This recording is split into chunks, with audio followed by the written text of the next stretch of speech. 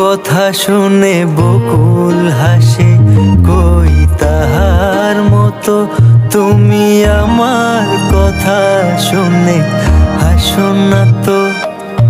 ধরার ধুলিতে যে ফাগুন আসে,